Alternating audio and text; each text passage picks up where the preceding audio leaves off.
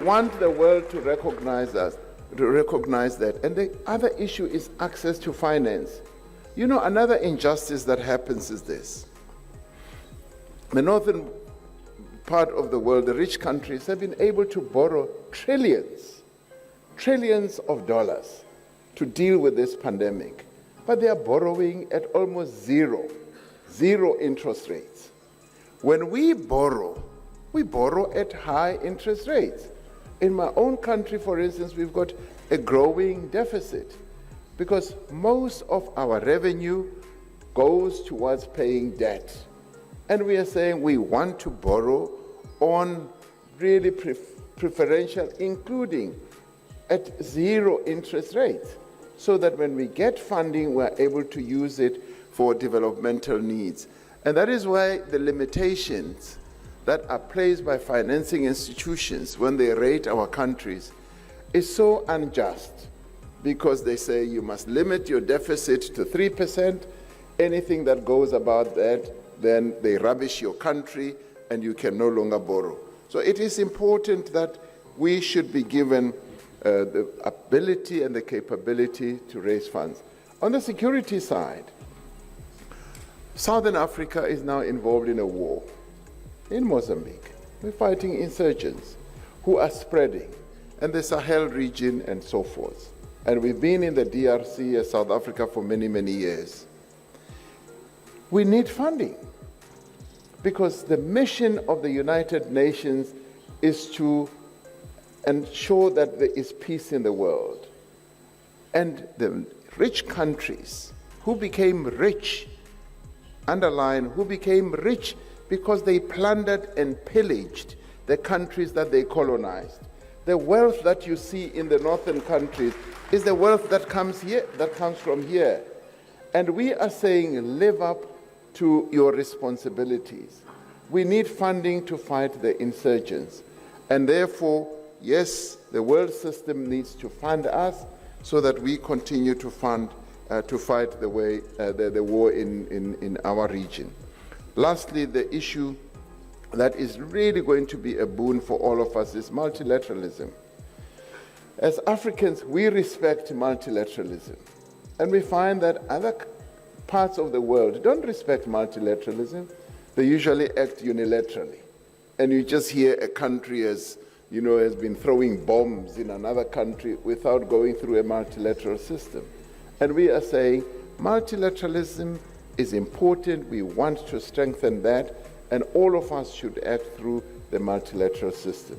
That's what I would say would lead to a really good recovery of the world and Africa after COVID-19. Thank you very much. Thank you. Merci, Monsieur le Président. And access to vaccines. I don't want to belabor this point too much about the waiver at the WTO, but I do want to make the point that, and let me start it off maybe with the issue of partnerships. And I think my brother Charles Michel spoke about partnerships. As Africans, we would like partnerships to be based on mutual respect. And we are the first to say we want to have a good and effective and enduring partnership with Europe and indeed with others as well. But quite often we find that there is a bit of paternalism that underpins the relationship between us. I'll give you a very good example. After Omicron was announced, I was due to travel to West Africa. And in traveling in the wake of Omicron, I received calls from the 4 presidents that I was going to travel to: President Macky Sall, Buhari, Ouattara, as well as Akufo-Addo. And they said, "We've heard about this Omicron. Are you still coming? We want you to come. What can we do to help?"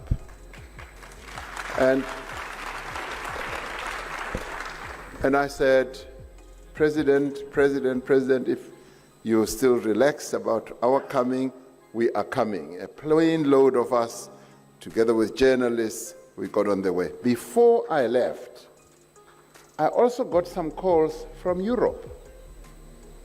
And the calls were so paternalistic. They were saying, "Hello, President Ramaphosa, we've heard about this Omicron.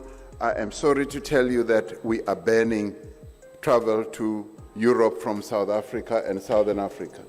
No discussion, no attempt to hear what our views are. And I'm saying that the relationship needs to be mutually respectful. We need to respect one another. The African presidents respected me as we respect one another. But from Europe, I just got a message of saying, "We've banned travel, thank you, goodbye, see you next time." That's not the way to conduct relationship. So there needs to be consensus, there needs to be discussion. And I want to talk about the issue of access to vaccines. We have made a proposal which is supported by more than 100 countries.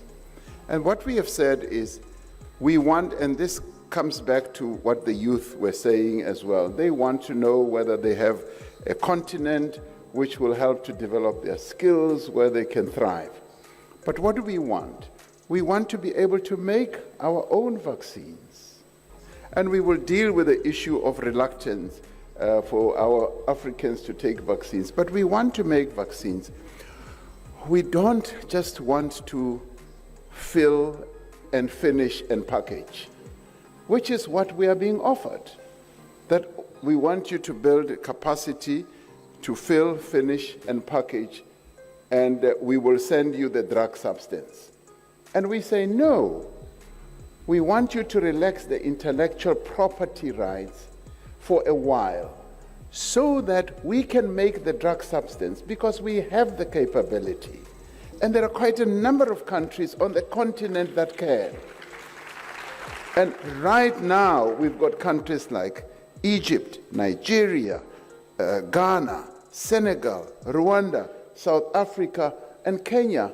Easily, they have the capability, the manufacturing capability, and we are saying we want to be able, we want to go beyond just getting the substance from Europe or wherever, filling and distributing. We want to make the drug substance, because that is where the intellectual property resides. And that is where we want our young people who are epidemiologists, who are scientists, to see that there is a future for them. Then they will not go to Europe, they will not go to America, they will stay here, because they will know that they can work effectively and display all the skills we have. Now, what does the world, the northern part of the world do? They say, no, we know what is good for you. We just want you to do fill and finish, and that's it. And we say, no, we no longer want that. You did that long ago when you colonized us.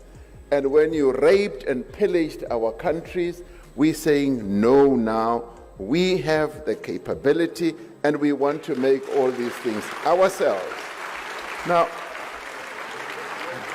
for me, that is smart partnerships.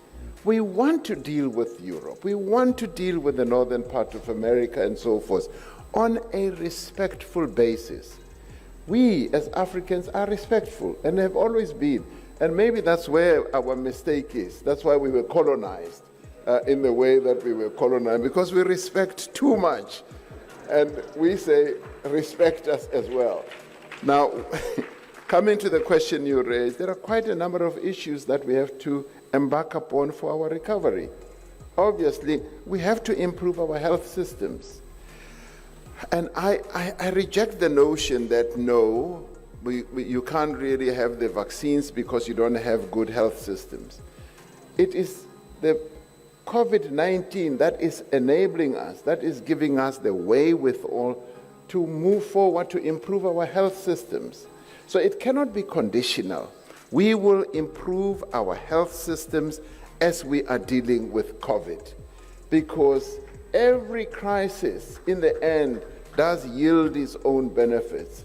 And they say, right now, it's a crisis, and we are coming up with various methods of improving our health systems. The second one, obviously, is economic recovery, the integration of our continent. precisely what we are working on.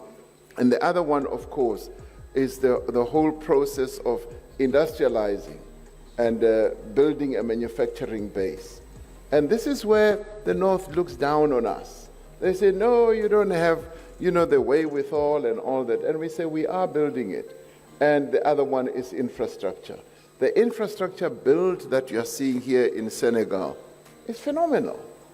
This is a country on the move, and Africa is on the move. We are improving ourselves.